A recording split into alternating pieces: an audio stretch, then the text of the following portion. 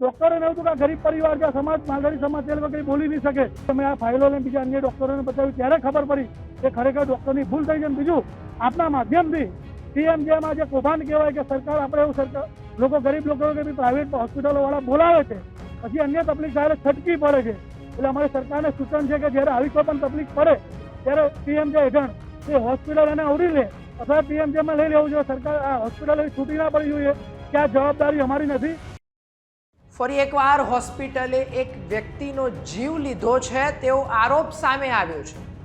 હજી ખ્યાતિકાંડની લહેર શાંત નથી થઈ અને તેવામાં અમદાવાદના નરોડા વિસ્તારની સેલ્બી હોસ્પિટલમાં પીએમજેની સેવા હેઠળ દાખલ થયેલ દર્દીનું હોસ્પિટલની બેદરકારીથી મોત થયું હોવાના સમાચાર સામે આવ્યા છે.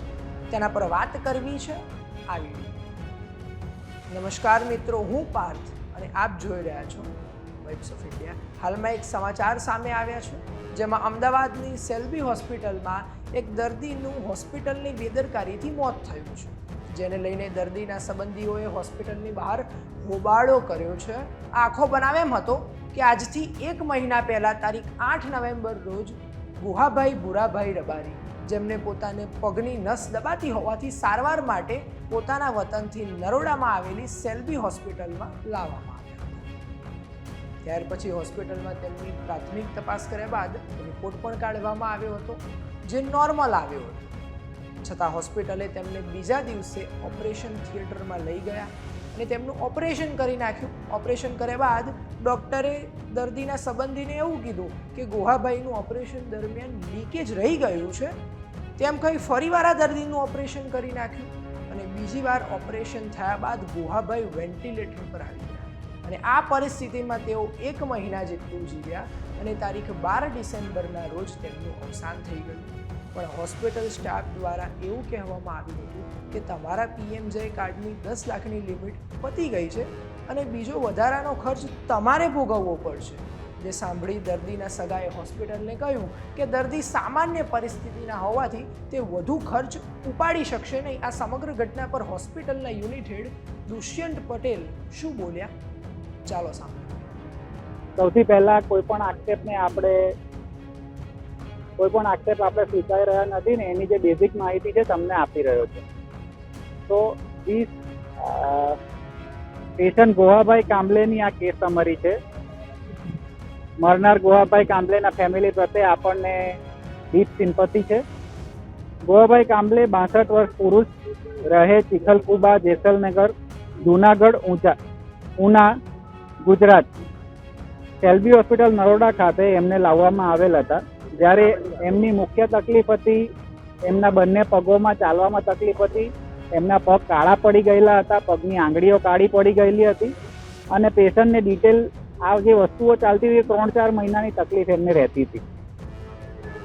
બેઝિકલી પેશન્ટે જે સમરી આપી તે પ્રમાણે patient was chronic tobacco chewer and chronic smoker. Shelby hospital નરોડાના senior cardiovascular surgeon doctor Rahulbhai Nathani, જે પોતે MBBS, MS અને MCH કાર્ડિયોવાસ્ક્યુલર થોરાસિક સર્જન છે, તેમણે પેશન્ટની ડિટેલ એક્ઝામિન કર્યા અને એમનું ડાયગ્નોસિસ મૂક્યું છે પેરિફેરલ વાસ્ક્યુલર ડિઝીઝ. આ એક સિરિયસ કન્ડિશન છે જેમાં પગ અને શરીરની અન્ય નળીઓમાં, ધમનીઓમાં બ્લડનું સર્ક્યુલેશન બંધ થઈ જતું હોય છે. આ બંધ થઈ જવાના સર્ક્યુલેશનને લઈને દર્દીના લોઅર લિમ્બ એટલે કે નીચેના પગોમાં કાળાશ આવતી હોય છે અને જો ટ્રીટ ટાઈમે ના થાય તો પેશન્ટના પગ કાપવાનો વારો આવી શકે. આ સિવાય દર્દીના સગાએ પણ આ સંપૂર્ણ ઘટનાને લઈને નિવેદન આપ્યું છે. તો ચાલો સાંભળીએ કે દર્દીના સગા શું. સાહેબ, અમે પીએમજે હેઠળ એડમિટ થયા છીએ. મને પીએમજેનું જે કાર્ડ હતું એની લિમિટ 2,10,000 તમારી પાસ થઈ ગઈ છે અને હવે તમારે પૈસા ભરવા પડે.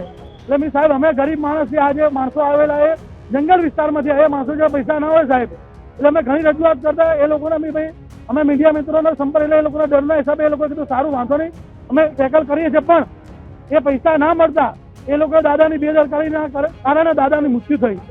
7 તારીખે ફરીથી દાદાને હાર્ટ બંધ થઈ ગયું. એટલે 5 તારીખે એ લોકોએ દાદાને પમ્પિંગ કરીને હાર્ટ ચાલુ કરી. 12/12/2024 રોજ દાદાની મૃત્યુ પામી. એટલે મૂળ અમારો કહેવાનો હેતુ એવું છે કે પ્રાઇવેટ હોસ્પિટલો જ્યારે કોઈને વ્યક્તિને એડમિટ કરે છે ત્યારે ભરોસા સાથે આવે છે અને પીએમજે ઉપર. અને બીજી તકલીફ જ્યારે ડૉક્ટરોથી થાય છે આ ભૂલ ડોક્ટરની છે. પીએમજેમાં લીકેજ થઈ ગયું ડોક્ટરના ભૂલના હિસાબે દાદાને કિડની, લીવર, અન્ય તમામ કોઈ ઓર્ગન ડેમેજ થઈ ગયા છે. અમારી પાસે રિપોર્ટો છે.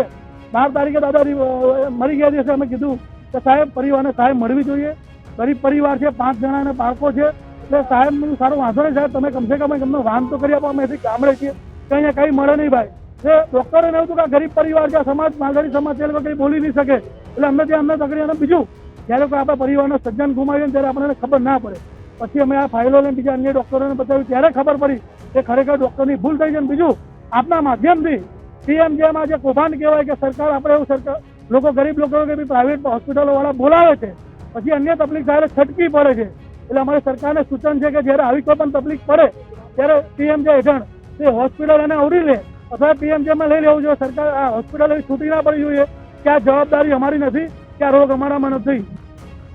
સંપૂર્ણ ઘટના પર તમારું શું કહેવું છે? શું ડૉક્ટરની ભૂલ હોઈ શકે કે નહીં? અમને કોમેન્ટ કરી જરૂરથી જણાવશો. ને આવી અવનવી અપડેટ્સ માટે જોતા રહો વેબ્સ ઓફ ઇન્ડિયા.